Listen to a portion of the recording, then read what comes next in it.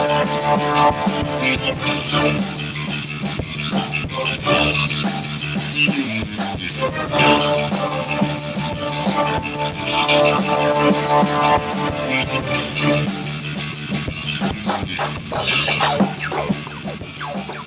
Geeks, welcome to an episode of Geek Speak TV. I'm your host, Patrick Henry. This is for the week ending July 30th, 2017. This is Geek Speak TV Live, so there is no editing or fancy editing in this. This is all done on the cuss, so if I take a break or drink some of my coffee, it's happening live. Thanks for joining us.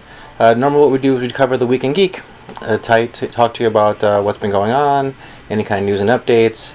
There are some spoilers, but we try to warn you before those happen so that we have a chance to stop or fast forward, depending when you're watching this. And yeah, so let's start off with the weekend box office for July 28th through the 30th. If you haven't had a chance to get out to the movie theaters, this is what's going on there. Dunkirk opened second week at 26 million over the weekend. The Emoji Movie, which was 1 week out, came in at 24 million. It had a budget of 50 million, so it's halfway to making its money back. I'm sure Sony's happy about that. It had rumors of opening at one of the lowest movies ratings of all time on Rotten Tomatoes at 0% Rotten Tomato rating. It's the Emoji Movie, so what do you want? Girls Trip is down from number 2 to number 3 at 19 million. Atomic Blonde opened at 18 million. And Spider-Man drops from number 3 to number 5.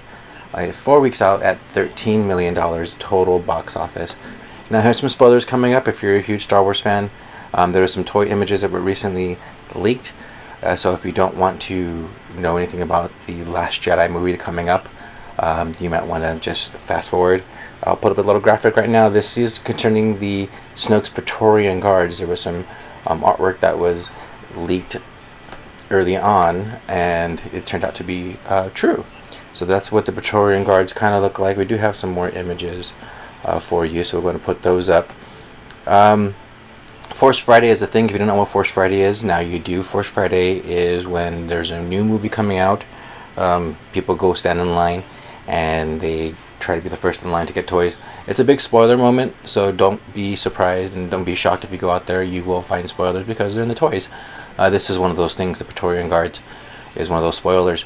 Force Friday this year is on September 1st, 2017, so if you're going to go out, start saving your money now, and prepare to get in line nice and early, because like we've seen, you geeks are pretty hardcore when it comes to waiting in line. So yeah, way to go. Speaking of getting in line, it has nothing to do with this really, unless you're talking about servers. Overwatch recently announced Overwatch Leagues. If you don't know what that is, it's a new esports league that's based around Overwatch, the video game.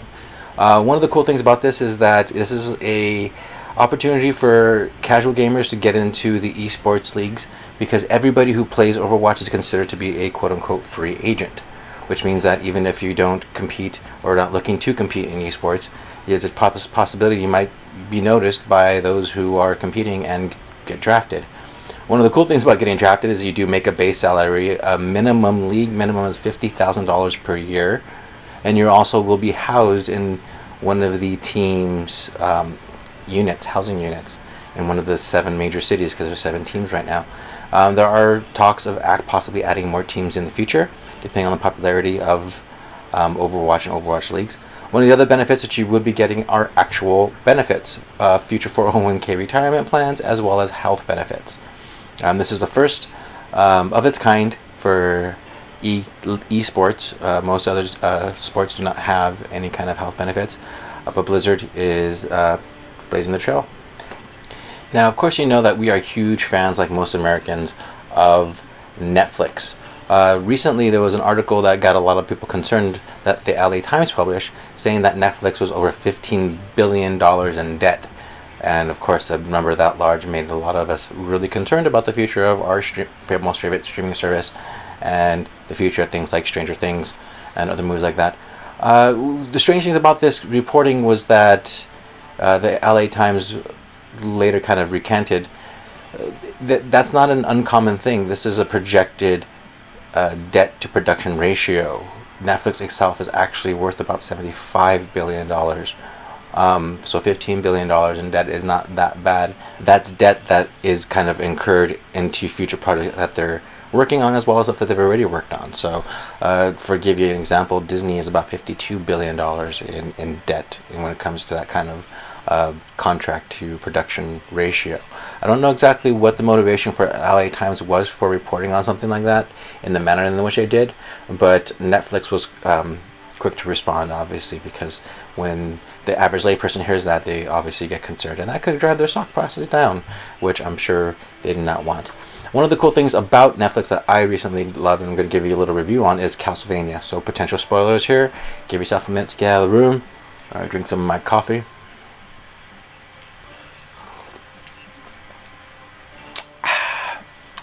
Castlevania, the Netflix show based on the popular 80s Konami game, and right when it was getting good, it stops because it's only 4 episodes, 4 23 to 25 minute episodes.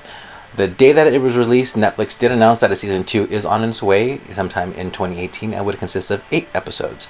So the story starts off with a stranger coming to town. The clergy kill Dracula's love, which causes him to curse the town with his demons, and hijinks ensue. And so far, that's pretty much all we got to. They don't really want to spoil too much more of that, but give it a watch. It's actually very watchable. It's only 4 episodes, so they're kind of small, kind of short, and right when it starts getting good, it kind of leaves you high and dry. Netflix's Defenders recently released a few more images of the crew, and take a look at that, as well as its bad guy, which is a geek favorite, Miss Sigourney Weaver, known as Alexandria in the show, rumored to be the leader of an ancient organization, and so far the only ancient organization that's really had any appearance both in Iron Man and Daredevil is the Hand. So it's very likely that she is the leader of the Hand.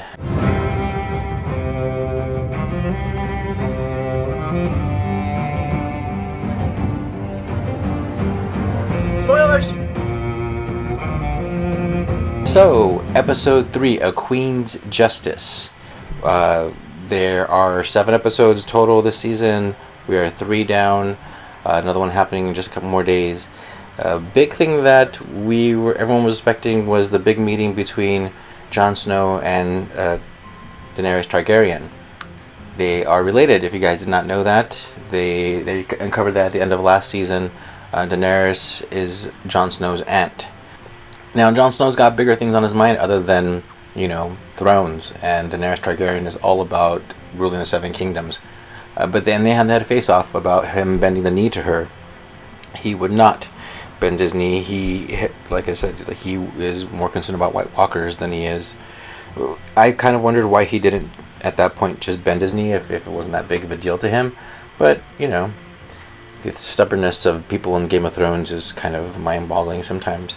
I'm going to talk about that in a bit when I talk about the Game of Thrones, the game. So Jon manages to convince Daenerys to allow him to at least mine the dragon glass. They don't exactly 100% believe him about the White Walkers, but so it's a huge myth and a legend. So they're going to let him mine the dragon glass until, I don't know what they're waiting for. They're trying to wait him out till he finally bends the knee. The Unsullied are sent north to take on the Lannisters at Casterly Rock. But when they arrive there, it's pretty much abandoned because the Lannister army has moved towards Olenna Tyrell's kingdom. And Olenna Tyrell, they're not really, as she says, the Golden Rose indeed, they're not really warriors. So the Lannisters pretty much walk right over them. And probably one of the most epic boss death scenes ever. How will it happen? Cersei had several ideas. Whipping you through the streets and beheading you in front of the Red Keep. Flaying you alive and hanging you from the walls of King's Landing. I talked her out of those.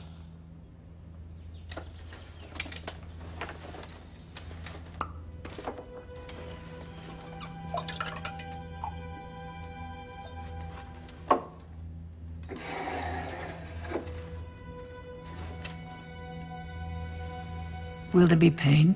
No, I made sure of that. That's good.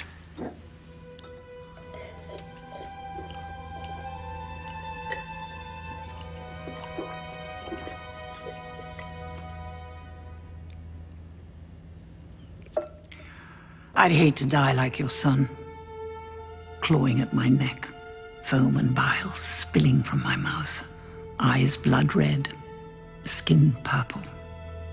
Must have been horrible for you, as a king's guard, as a father. It was horrible enough for me. A shocking scene. Not at all what I intended. You see, I'd never seen the poison work before.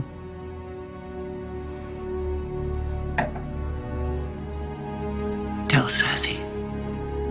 I wanted to know it was me.